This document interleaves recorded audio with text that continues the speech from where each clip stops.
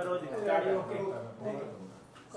क्या कुछ कहना चाहेंगे, क्या विषय? सर सबसे पहले तो मैं आप सभी पत्रकार बंधुओं का स्वागत करता हूं कि आपने आज मेरे कहने पे समय दिया और मेरे मन की व्यथा और मेरी मंडी की अव्यवस्थाओं को सुनने का और आप बोलने का समय दिया। जैसा आप सब भली बातें परिचित हैं कि 1 अप्रैल से अनाज मंडी में गेहूं के भंडारण और उसका कार्य शुरू हो जाता है, खरीद का कार्य शुरू हो जाता है, जिसके लिए मशीनीकरण युग में बहुत संक्षिप्त समय मिलता है। किसान की कृषि उपज जल्दी आती है, उसकी भरान लदान उठाई वगैरह का कार्य चलना होता है, वो सारा सिमट कर 15 से 20 दिन का रह गया है। हमारी मंडियों में मेरे साथ में मेरे पूर्व प्रधान मनोहर मेहता जी बैठे हैं, मैंने भी 9 साल प्रधानगी की, और भी मेरे एसोसिएशन के सभी साथी बैठे हैं, उधर विजय चौधरी जी बैठे हैं। हम लोग गेहूं की सीजन से लगभग 1.5-2 महीने पहले व्यवस्थाओं का निर्माण करने में लग जाते थे कि इतनी आवक को एकदम से संभाल कर संतुलित रूप से सभी आड़तियों को संतुष्ट करते हुए किस प्रकार से गेहूं का निष्पादन किया जाए। बहुत ही अचंभे और दुर्भाग्य की बात है कि हम लगभग 70-80 से अधिक आड़ती किसी विषय पे इकट्ठे हुए थे। हमने एक हमारे कुछ ग्रीवेंसीज थी मौजूदा प्रधान के प्रति, उन्होंने कुछ दुर्भावनाओं का परिचय दिया था। उसमें हमने उनका डिस्कशन करने के बाद ये बात, उनके पदाधिकारी भी 3 हमारे पास मौजूद थे, जिसमें उप प्रधान, सेक्रेटरी और कैशियर भी मौजूद थे।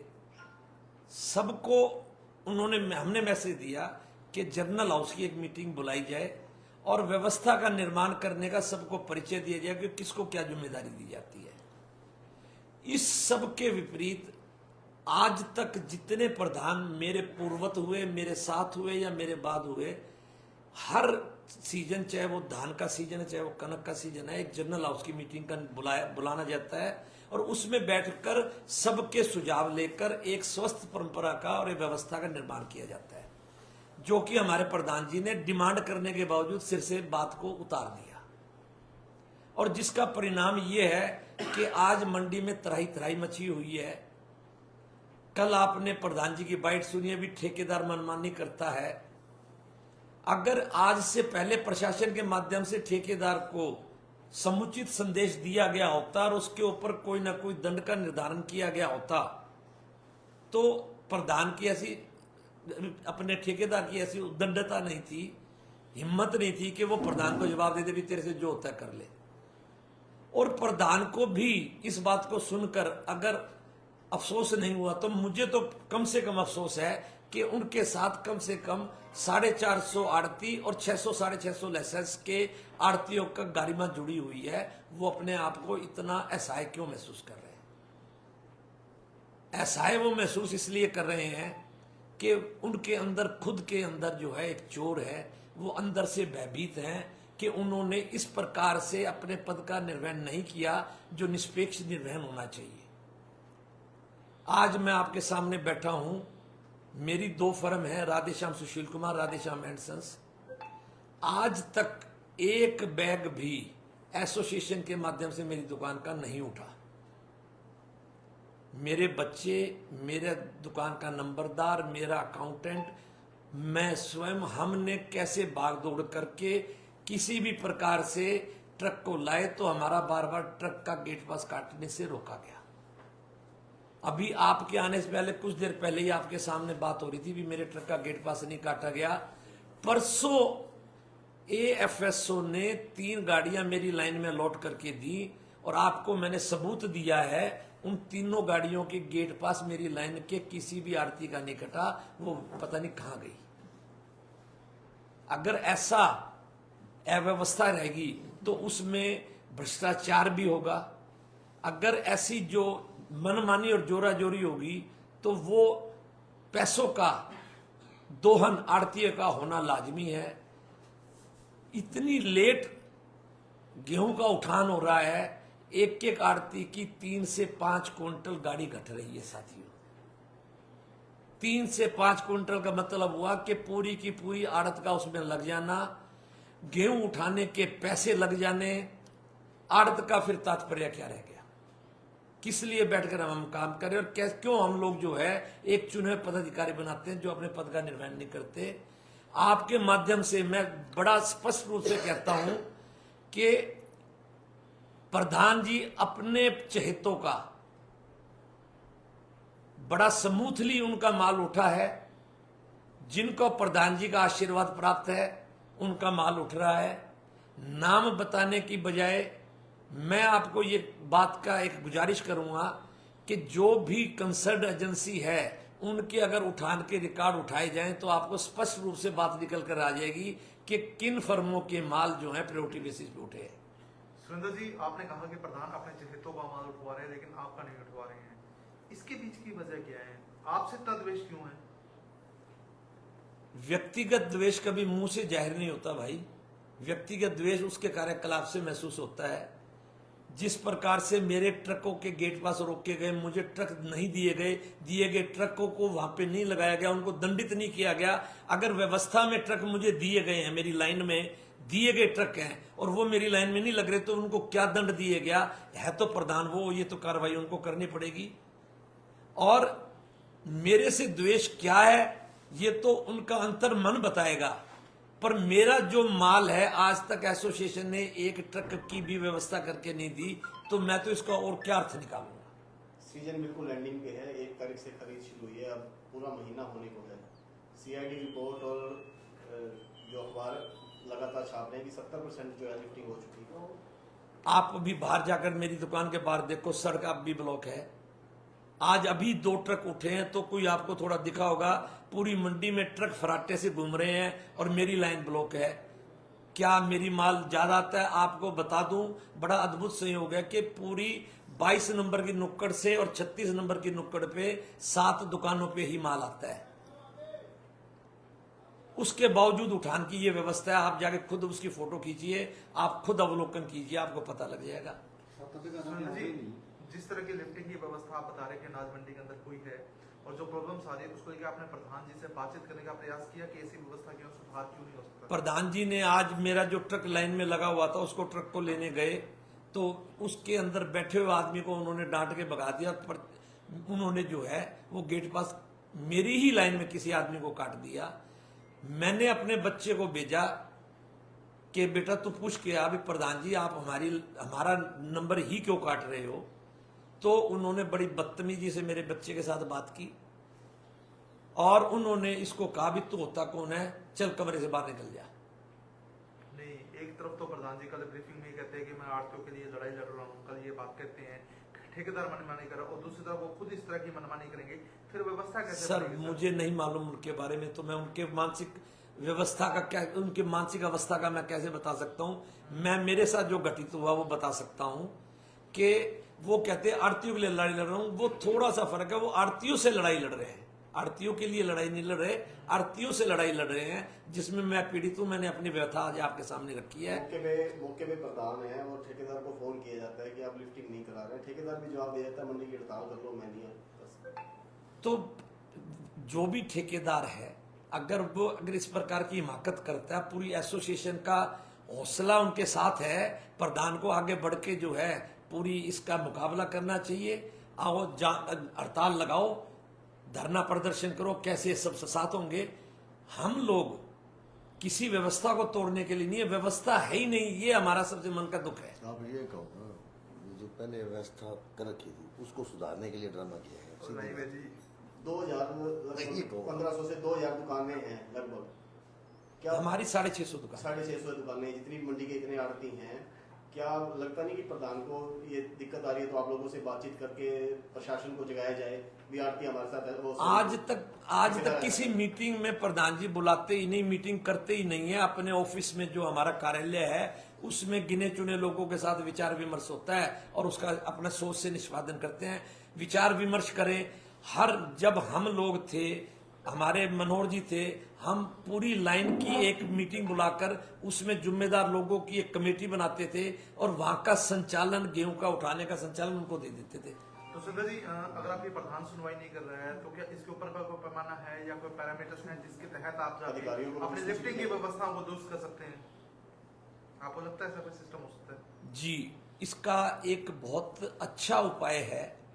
और आपके माध्यम से मैं ये जरूर कहना चाहूँगा कि अगर हमें प्रशासन से न्याय नहीं मिल रहा, अगर हमें हमारे चुने हुए पदाधिकारियों से न्याय नहीं मिल रहा, तो कोर्ट जो है एक सक्षम, जिस पे आस्था है पूरे हिंदुस्तान के नागरिकों की, हम और स्पेशली मैं गुजारिश करूंगा सभी आरती भाइयों से जो अपने आप को पीड़ित महसूस कर रहे हैं वो मेरे साथ जुड़े। हम कोर्ट से इस पीड़ा का निदान सर्वस्व और संपूर्ण करेंगे। आपने जो जिक्र किया कि आपका बेटा वहां गया, जी प्रधान जी के पास भी हमारी गाड़ी हमारी क्यों नहीं मिली? जी, मेरा बेटा कंडे पे गया, स्वास्थ्य कंडे पे, जहाँ से व्यवस्था का संचालन हो रहा था वहां प्रधान जी बैठे थे। वहां गया आपका बेटा और उन्होंने गाड़ी की मांग की, तो बता रहे हैं कि आपके बेटे की तरफ से उनको धमकी देगी कि मैं देख लूंगा। ऐसे मैसेज वायरल हो रहे हैं लगातार सोशल मीडिया। जी, किसी को अपनी गलती को छुपाने के लिए कुछ भी करने का हक है और वो करता भी है। ये एक मानसिक, एक हर आदमी की मानसिक स्थिति यही रहती है। मैं वहां बैठे कुछ लोग जो इस बात के सबूत भी हैं, अगर ये बात इस बात पे आती है कि मेरे बेटे ने बदतमीजी की या प्रधान ने बदतमीजी की, तो इस बात का निर्धारण का कोई उचित दंड लगा लिया जाए और मैं इस बात को सिद्ध कर दूंगा कि प्रधान के साथ बदतमीजी हुई या प्रधान ने हमारे साथ बदतमीजी की। मौके पे आरती वहां मौजूद थे कुछ? हाँ, बिल्कुल मौजूद थे। तो कोई किसी प्रकार की कोई फुटेज या कुछ ऐसा आप लोगों के फुटेज पास? कौन, बदतमीजी का क्या एहसास होगा? चलते हुए मेरे सामने कोई भी अग्रेशन दिखा दे, उसका मुझे क्या एहसास होगा? मेरे बच्चे को ये थोड़ी पता था कि वो एक सक्षम अपने चुने हुए अधिकारी के पास जा रहा है, हमारे जो प्रधान है उनके पास जा रहा है और वो ऐसी बात कर देंगे, ये सोच थोड़ी सकते हैं। बाद में मेरे बच्चे ने अगर कुछ कहा हो उनके रिटेलिएशन में, तो वो एक स्वाभाविक मानव प्रक्रिया है जिसको कि आप लोगों को संज्ञान नहीं लेना चाहिए। अब आप चाहते क्या, आपकी मांग क्या है? क्या सर, मेरी मांग इतनी है कि जो हमारे प्रधान जी हैं वो अपने व्यक्तिगत दृष्टिकोण, व्यक्तिगत स्वार्थ को भूलकर पूरे एसोसिएशन के सभी आड़तियों को अपना प्रधान के अस्तित्व को मानते हुए उनके हित में कार्य करना चाहिए और समभाग में, समरूप में सबका माल उठना चाहिए। अगर आज 7 दिन से हम लोग लगातार इस प्रयास में लगे हुए थे भी ये बात जो है हमें, हमारी मन की पीड़ा बाहर ना आए, पर बार बार जब एक आदमी बहुत ज्यादा पीड़ित हो जाता है तो फिर आपके अलावा मेरे पास बात को आगे तक पहुंचाने का और कोई जरिया नहीं था। सांसद भी आई थी, कुमारी शैलजा, वही विधायक भी आए थे, गोकुल सेतिया और अभय सिंह भी आए थे किसानों हक में। अगर कोई भी समस्या हो हमारे पास पहुंचो, हम अधिकारियों पर कार्रवाई करेंगे।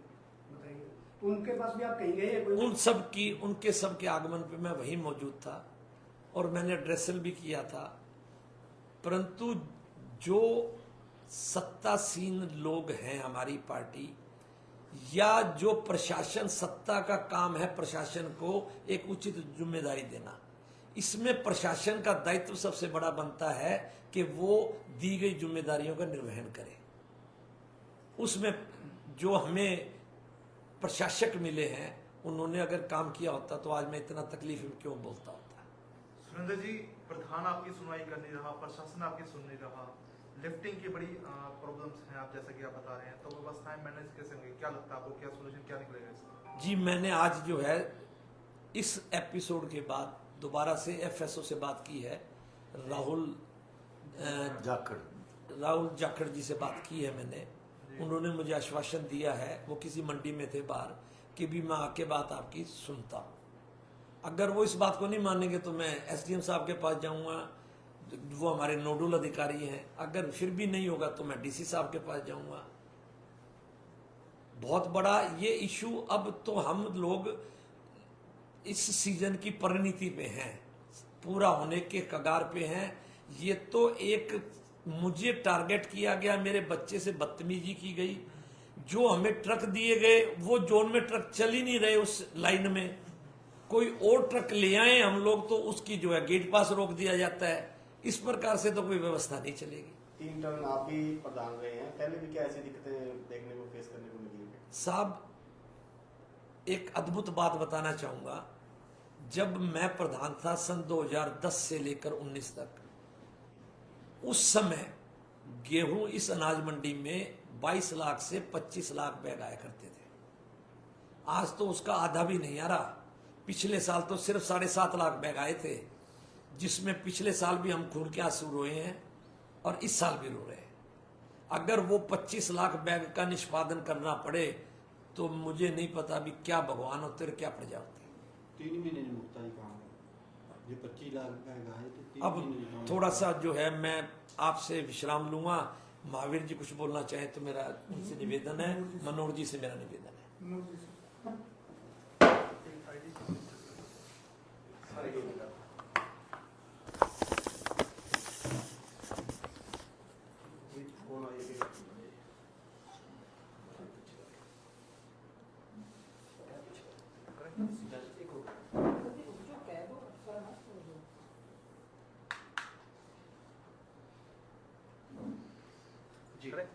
जी मनोहर जी क्या कुछ कहना चाहेंगे? अब जिस तरह की व्यवस्थाएं हैं और लिफ्टिंग का बड़ा इशू आपकी मंडी के अंदर। व्यवस्था तो पत्रकार साथियों बन ही नहीं पाई, क्योंकि हमने मांग की थी भी जनरल बॉडी की मीटिंग होनी चाहिए, उसमें कुछ मुद्दे होते हैं, कुछ समस्याएं होती हैं, उनको बैठ के हल किया है। तब मैंने बीच में अभी हमारी 2-4 दिन पहले बहस भी हुई प्रधान जी से, मैं कहा आपको मीटिंग बुलानी चाहिए थी और मंडी वाइज, क्योंकि हमारी मंडियाँ 5 हैं। एक तो मेन मंडी होगी, एक ये बीच वाली मंडी होगी, एक पास मंडी होगी। वो हमें इसको 3 ग्रुपों में बांटते हैं। एक में हम एफर्ट दे देते हैं, एक में हम DFSC दे देते हैं, एक में हम वेयर हाउस दे देते हैं। तो हमारी कोशिश ये रहती है भी ठेकेदार अलग अलग हों, अगर अलग अलग ना हो तो उससे अलग अलग ट्रक नंबर ले ली जाए। एक का ऑफिस कपास मंडी में, एक का ऑफिस इस मंडी में और एक मेन मंडी में। मेरे टाइम में भी ये होता रहा है, 3 जगह पे हम ट्रक बांटते थे। एफर्ट वाला सोसाइटी में बैठता था और DFSC वाला कोई दुकान पे हम फिक्स कर देते थे और वेयर हाउस वाला हम कपास मंडी में देते थे। वहाँ महकमे का ही अधिकारी बैठता था। ये सच्चाई है भाई, जो भी माल उठेगा वो क्या उसको लिस्ट को क्या बोलते हैं भाई, जिसके नंबर पहले है, फर्स्ट कम फर्स्ट सर्व। जिसका माल पहले है उसको पहले उठेगा, उसको पहले ट्रक मिलेगा। हमने किसी को ओबलाइज करना है, मान लो किसी ने कह दिया आपकी सिफारिश आ गई, वो तरीके अलग है, लेकिन काम स्मूथली वहाँ से ही चलता था। इस बार ऐसी कोई व्यवस्था नहीं की गई, कोई मीटिंग नहीं की गई। अगर मीटिंग की गई होती तो इनको संघर्ष नहीं करना पड़ा। दीपक नड्डा जी बैठे हैं कपास मंडी में, इन्होंने भी बहुत शोर मचा के अब अलग जोन बनवाया। अब इनको 12-13 ट्रक मिले हुए हैं और इनका माल ऑलमोस्ट 2-4 दिन में नक्की हो जाएगा। तो प्रधान जी जिस तरह के हालात बने उसकी वजह क्या मानते हैं, क्यों इस तरह के हालात बने हैं? प्रधान जी की मेरे को ये सोच लगती है भी जो ट्रक दूं मैं ही दूं मंडी को। अब जैसे मैंने ट्रक ले लिया एक ठेकेदार से, मैंने 2 ट्रक लिए, दोनों बार गेट पास रोक दिए गए। भाई 1 बजे तक गेट पास नहीं कटने दिए। क्यों भाई, क्या कारण है भाई? कहता जी वो गलत हो रहा है। मैं कहा आप बांटो तो गलत नहीं होता, कोई और ले जाए तो गलत है। सोच है ना। तो इसमें कई बेनिफिट। अब मैं आपको बताता हूँ कल की घटना एफर्ट की। कल एक पार्टी को आज 27 दिन हो गए, 28 हो गए, 28 दिन हो चुके को। कल एक पार्टी को रघुनाथ राय नवजीत कुमार को पहला ट्रक गया है, ऑन दी रिकॉर्ड है, पूरे सीजन में पहला मेरे ट्रक पास है जी, 1000 कट्टा आता है उसके पास सिर्फ। ऑन दी रिकॉर्ड है, ये आप चेक कर लेना। वो भी विधवा औरत है और हमने दिलवाया उसको ट्रक, मैं उनका ट्रक बनता दूं। तो ये हालात है। ये तो पिक एंड चूज वाली बात है, मतलब कोई प्रधानगी वाली बात नहीं है। धक्का है, चेतों को दिया जा रहा है। बेहतर 650 दुकानें हैं आप जो बता रहे हो, तो कुछ ही दुकानों में दिक्कत है, बाकी नहीं है। 650 में कोई आपके साथ? मैं कहता हूँ 20-30 लोगों को राजी करना है जी, बाकी सारी दिक्कत में है। पैसे दे के माल खवा रहे हैं, सबके पैसे लग रहे हैं, ये अवस्था है तो ही तो पैसे लग रहे हैं, बिना पैसे तो जा ही नहीं रहा कोई। सब आवाज नहीं उठाते जी, कोई बोलता नहीं। 3000 रुपए तक गाड़ी का लग रहा है। हम आवाज उठाने की हिम्मत रखते हैं जी। हम प्रधान बने, हमारा उत्तरदायित्व है, जिसको खून से सींचा उस एसोसिएशन का मान मर्दन ना हो। हमारा दायित्व बनता है भी आरती भाई जो हमें आके बताते हैं उनकी बात की आवाज को आपकी आवाज में मिलाया जाए। मनोज जी, जो आज मामला सुरेंद्र जी के बेटे के साथ हुआ है उसको कैसे देखते हैं? मेरा ये मानना है, बच्चा है हमारा, उसको अगर गलत बोला प्रधान ने, देखो मैं तो मौके मौजूद नहीं हूँ, अगर बोला है तो गलत बोला है तो मैं उसकी निंदा करता हूँ और मैं डिमांड करूँगा कि प्रधान को माफ़ी मांगनी चाहिए बच्चे से। बच्चों में हमारे से झगड़ा करे कोई दिक्कत नहीं, बच्चों से झगड़ा करने का क्या मतलब, ये तो गलत बात की है, अगर ऐसा हुआ है तो गलत है। निंदा करते हैं इसकी। बिल्कुल 100% निंदा करता हूँ और मैं पर्सनली बात करके कहूँगा अभी तूने गलत किया है। प्रधान जी, अगर कोई कार्रवाई नहीं होती है, ये समस्या ऐसी रहती है, तो आपका अगला कदम क्या रहेगा? तो अगला कदम हमारा, या तो हम एसडीएम के पास जाएंगे या डीसी साहब के पास जाएंगे, और तो हम कुछ कर नहीं सकते। शिकायत कर सकते हैं या आपके माध्यम से बात को उठा सकते हैं, जैसे उठा रहे हैं। ठीक है मैडम।